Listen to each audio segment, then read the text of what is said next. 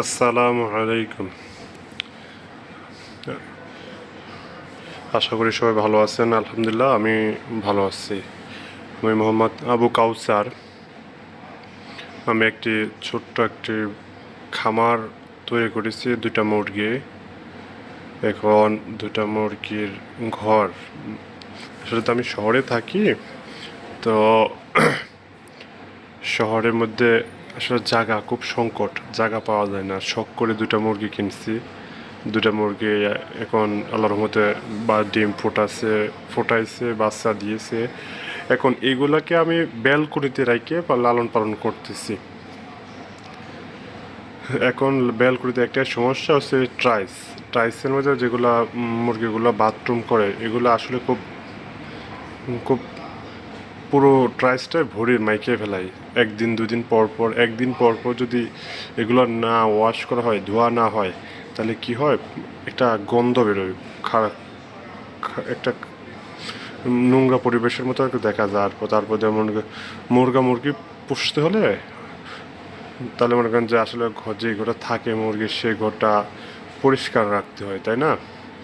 যদি পরিষ্কার আপনি না রাখেন, দেখেন এতে রোগ জীবাণু ছড়াবে, আপনার মুরগির শরীর ভালো থাকবে না, বিভিন্ন সমস্যায়, পাতলা পায়খানা, ডায়রিয়া, তারপর বিভিন্ন রোগ জীবাণু হয়ে মুরগিগুলো মারা যাবে। তাই আমি আজকে আমার ঘরগুলো পরিষ্কার করতেছি। এক পর্যায়ে ইনশাল্লাহ পরিষ্কার করা হয়েও গেছে। আমার দেখেন মাশাল্লাহ, বাচ্চাগুলো কত সুন্দর, মাশাল্লাহ 6টা বাচ্চা হয়েছে। এবং দেখেন আমি কত সুন্দর করে ব্যালকনিতে একটু সিস্টেম করে, অল্প একটু জায়গা, এই ব্যালকনির ভিতরেই মুরগি পোষার চেষ্টা করতেছি। দেখেন এই যে কী পরিমাণ ময়লা হয়, আর মুরগির বাচ্চা বেশিরভাগ খাবার নষ্ট করে। দেখেন এই খাবারগুলাই মনে করেন যে পুরো পানি ফেলায়, পরিবেশটা নষ্ট করে ফেলায়। আসলে কোনো কিছুর পরিচর্যা ছাড়া কোনো কিছুই হয় না, প্রত্যেকটা জিনিসই পরিচর্যা করতে হয়।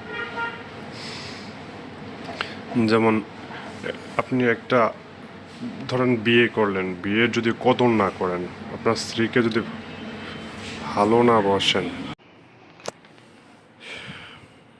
আমার মুরগি দুটা আলহামদুলিল্লাহ অনেক ভালো। দেখেন কি পরিমাণে ময়লা হয়েছে, গত 2 দিন আগে পরিষ্কার করার পর এখন পরিষ্কার করতেছি। এগুলো আসলে পরিষ্কারের বিষয়টা আপনার দেখেন, যদি আপনি মন থেকে আপনার ঘৃণা আসে, তাহলে এগুলো আপনি করতে পারবেন না, তাই না? পশুর প্রতি, প্রাণীর প্রতি আপনার মায়া থাকলে এগুলো আপনি করতে পারবেন। আর এগুলো হচ্ছে আবেগ, ভালোবাসা। আস্তে আস্তে এগুলো করতে করতে দেখবেন এটার প্রতি একটা ভালো লাগা, ভালোবাসা কাজ করবে। আপনি যদি কোনো কিছু পরিচর্যা না করেন, আসলে ভালো কিছু আশা করতে পারবেন না, তাই না? যত এটার পিছনে সময় দেবেন, যত ঘাটাঘাটি করবেন, তত এটা সম্বন্ধে আপনি জানতে পারবেন। আর সর্বশেষ সবাই চাকরি না করে নিজে কিছু একটা করার চেষ্টা করেন, তাই না? দেখেন আপনি আমার 2টা মুরগি আছে আল্লাহর মধ্যে, যেগুলো বাচ্চা হয়েছে, দেখবেন কিছুদিন 2-3 মাস পরে এই বাচ্চাগুলো আলহামদুলিল্লাহ দেখবেন ইনশাআল্লাহ বড় হয়ে যাবে, তাই না? বড় হলে ওগুলোও মা হবে, যদি হয় ডিম, যদি আমি আল্লাহ যদি সক্ষম দেয় আমায়, ডিম ফোটাবো, বাচ্চা ফোটাবো ইনশাআল্লাহ, বাড়তে থাকবে ইনশাআল্লাহ। আর সবাই আমার জন্য দোয়া করবেন।